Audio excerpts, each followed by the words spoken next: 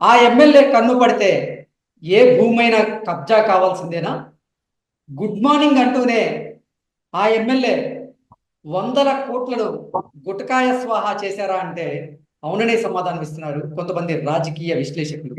ఇక ఇదే అంశానికి సంబంధించి మనతో మాట్లాడేందుకు ప్రముఖ రాజకీయ విశ్లేషకులు అడుసుమల్లి శ్రీనివాసరావు గారు మనతో ఉన్నారు. సార్తో మాట్లాడు. సార్ నమస్తే అండి. నమస్కారం అండి. సార్, ఆ ఎమ్మెల్యే కన్ను పడితే ఏ భూమైనా సరే కబ్జా కావాల్సిందేనా? గుడ్ మార్నింగ్ అంటూనే ఆ ఎమ్మెల్యే వందల కోట్లను గుటకాయ స్వాహ చేశారా అంటే ఏం చెప్తారు సార్? అంటే ఆయన రోజు ఉదయం పూట నియోజకవర్గంలో పర్యటిస్తుంటే అందరూ కూడా ఇదే చాలా బాగుందిరా బాబు, ఈ 4 ఏళ్ల నుంచి ఆయన బాగా తిరుగుతున్నాడు. ఉమ్, అందరిని పలకరించడం, ఆ అంతా కూడా మనిషి కూడా వాయిస్ కూడా మంచి కంచు కంఠం జగ్గయ్య గారి కంఠంలాగా మంచి కంఠం అది బాగుంటది. చూడటానికి భలే చేస్తున్నాడు ఈయన అనిపించేలా ఉంది. కానీ మరి దీని వెనకాల ఇంత మతలబు ఉంది అలా తిరగటంలో. ఎక్కడ ఏ భూమి కనపడితే ఆ భూమిని మింగేయడానికి సిద్ధమైపోయినట్టు ఇప్పుడు ఈ వార్తలు వస్తున్నాయి.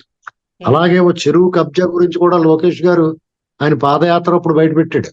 అవును. లోకేష్ గారు యోగాళం పాదయాత్ర సమయంలో ఆ చెరువు కబ్జాల గురించి ఏమండి, ఈ రాజకీయాల్లోకి వచ్చిన తర్వాత దాదాపు వాళ్ళ బాసు జగన్మోహన్ రెడ్డి ఓ 30 ఏళ్ల పాటు ఉంటాం అనగానే అది నిజం అనుకుని వీళ్ళందరూ ఇలాంటివి మొదలెట్టుంటారు. మళ్ళీ ఎవడ ఏం చేయలేటరా, ఎలా దొబ్బేసినా ఎలా దోపిడీ చేసినా ఎవరో పట్టించుకోడేమో అనుకున్నారు వాళ్ళు. కానీ అనుకున్నది ఒకటి, అయ్యింది ఒకటి అవటం అనేది అదే విధి.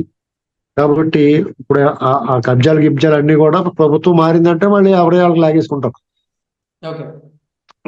అంతే తాత్కాలికం అన్నమాట. లేదా పార్టీ మారిపోవాలి, పార్టీ మారిపోయినా ఇలాంటి వాళ్ళు వదలరు.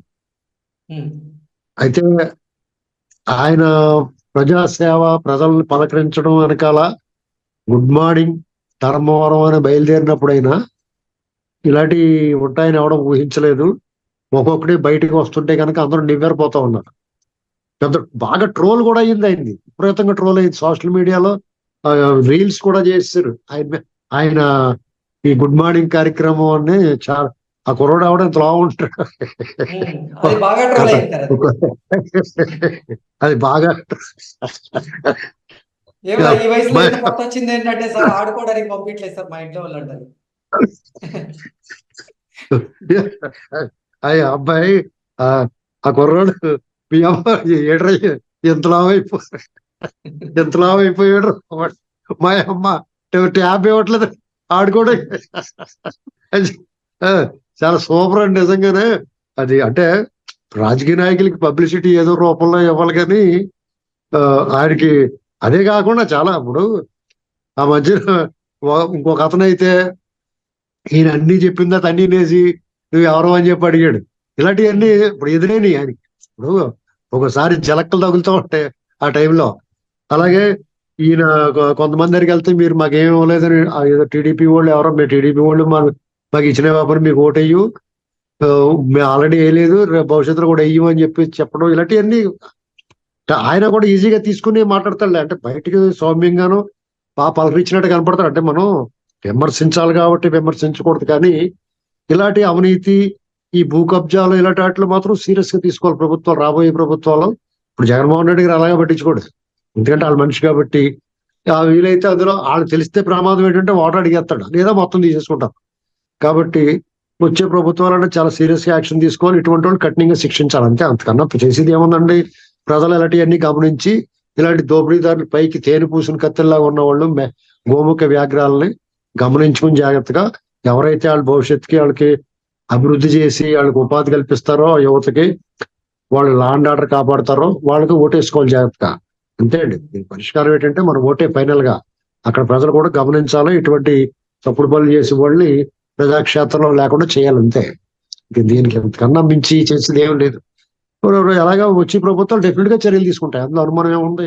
వాళ్ళు ఇది వరకైతే కొంచెం చూసి చూడనట్టు వదిలేద్దరేమో గత ప్రభుత్వాలు, గత వ్యవహారాలు అయితే, ఈసారి మాత్రం ఎవరిని వదిలిపెట్టి ప్రసక్తి ఉండదేమో అని చెప్పేసి అనుకుంటా ఉన్నాం. ఓకే. గుడ్ మార్నింగ్ ధర్మవరం పేరుతో కేతిరెడ్డి గారు ప్రతిరోజు ఆ నియోజకవర్గంలో ఆ తిరగడం, ప్రజల సమస్యలను తెలుసుకోవడం, ఆ సమస్యలను పరిష్కరించే దిశగా ఆయన ఏదో ప్రయత్నాలు చేస్తున్నట్లుగా కూడా మీడియా ముందు ఒక కొన్ని వీడియోలు అయితే రిలీజ్ చేయడం, ఇవన్నీ మనం చూస్తున్నాం సార్. ఇది తెర ముందు చేస్తే తెర వెనక మాత్రం అసలు ఎక్కడెక్కడ భూములు ఉన్నాయి అనేది మొత్తం ఆయనకి తెలుసు. సో కనపడిన భూమినల్లా సరే ఆయన కబ్జా చేసేస్తారు. ఆయన కన్ను పడిందంటే చాలు ఆ భూమి ఇంకా ఆయన బారిన పడాల్సిందే. ఆ భూమికి సంబంధించినటువంటి ఓనర్స్ ఎవరైతే ఉన్నారో వాళ్ళు ఇంకా బాధితులు కావాల్సిందే అంటూ కూడా కొంతమంది ఆరోపణలు చేస్తున్నారు. అంటే ఇప్పటికే అసలు ధర్మవరం పట్టణంలో ఉన్నటువంటి చాలా భూములను కూడా ఈయన కబ్జా చేశాడు అంటూ కూడా కొన్ని ఆరోపణలు వస్తుంది. ఇది అక్కడ జరుగుతున్న చరిత్ర అండి. ఇప్పుడు ఎన్నాళ్ళు కప్పెడతారు ఎవరన్నా? ఎవ్వరు కప్పెట్టలేరు. ఇప్పుడు నిప్పుని గుప్పిట్లో పెట్టి ఎన్నాళ్ళు ఆపగలుగుతారు ఎవరన్నా? అందుకనే నిజం నిప్పులాడిది అంటారు. ఈయన మార్నింగ్ ధర్మవరం అంతా బయలుదేరినప్పుడు అంతా బాగా కనిపిస్తుంది, వాతావరణం అంతా అందరినీ పలకరిస్తాడు. ఇలాంటి క్రమంలో కొన్ని మంచి పనులు కూడా చేస్తారు. అంటే ఎలాంటి అంటే రూపాయి ఇచ్చి 100 రూపాయలు లాగేటువంటి చూసారు అలాగనమాట. ఇప్పుడు కొంతమందికి ఈయన ఎలా తిరగటం వల్ల కొన్ని మంచి పనులు జరుగుతాయి. ఎవరన్నా ఈయన కలవటానికి లెక్క లేకుండా ఈయనే కలవటం, వాళ్ళ సమస్యలు కార్డులు లేకపోయినా, రేషన్ కార్డులు లేకపోయినా, బస్సు ఇంటి భూములు లేకపోయినా ఇలాంటివి అడగటం, ఆయన కొంచెం శాంక్షన్ చేయటం చేస్తాడు. ఇదేంటంటే ఇది వీరప్పన్ టైప్ అనమాట. ఇప్పుడు వాళ్ళు ఏం చేస్తారంటే robin hood type, Veerappan type పరిస్థితులు ఏంటంటే రాబిన్ హుడ్ అయితే పెద్దలను కొట్టి పేదలను పెడతాడు అనేటువంటిది. వీళ్ళని పోల్చుకోలేము అలాగా. వీళ్ళు 100 రూపాయలు దొబ్బేసి 10 రూపాయలు పెంచి పెడతారు అనమాట. ఇది వీళ్ళ లెక్క. వీరప్పన్ అంతే కదా, ఏనుగు దంతాలు ఇలాంటివన్నీ దొబ్బేసి గంధం శాఖలు ఉన్నాయి. అక్కడున్న కొన్ని గూడాలు లైన్లో పెట్టుకునేవాడు అతను సెక్యూరిటీగా. అలాగే ఈ నియోజకవర్గంలో ఓట్లు వేసుకుని వాళ్ళు గెలవటానికి కొంతమందికి ఇలాగే ప్రజాసేవ చేస్తున్నట్టుగా వాళ్ళకి చిన్న చిన్న పనులు చేసి పెట్టడం, వీళ్ళు పెద్ద పెద్ద అన్ని మింగేయటం. ఇది వీళ్ళ కార్యక్రమం. వాళ్ళ బాస్ దగ్గర నుంచి వీళ్ళ వరకు కూడా అదంతా ఒకటే ఐడియాలజీ ఎలా ఉంటుంది వాళ్ళకి. ఇప్పుడు జగన్మోహన్ రెడ్డి గారు ఏం చేస్తున్నారు, బటన్ నొక్కుతున్నాడు, కొంతమంది డబ్బులు వేస్తున్నాడు, కొంత ఓటు కన్సాలిడేట్ చేసుకుంటున్నాడు, తర్వాత దోపిడీ చేస్తున్నాడు. వాళ్ళకి ఇది అలవాటు అయిపోయిన విద్యది. దాన్ని బ్రేక్ చేయాలి ప్రజలు. ఇప్పుడు బ్రేక్ చేయకపోతే దెబ్బతినిపోతారు అంతే. వాళ్ళకి రేపు అనేది ఉండదు, ఎవరికైనా భవిష్యత్తు ఉండదు. ఇప్పటికీ ఆల్రెడీ దెబ్బైపోయి ఉన్నారు. ఇప్పుడు వచ్చి ఎవరో కూడా వచ్చారు, ఆ రాష్ట్రం రిపేర్కి వచ్చింది ఆంధ్రప్రదేశ్. ఆ రిపేర్ చేసుకోవాలి ఇప్పుడు అర్జెంట్ గానే. ఆ రిపేర్ చేయగలిగిన శక్తి ఆ చంద్ర గ్యారేజ్ లోనే ఉంది. ఆ చంద్ర గ్యారేజ్ లో పెడితేనే కానీ ఆ బండి రిపేర్ అవుతాం. అది చూసుకోవాలి.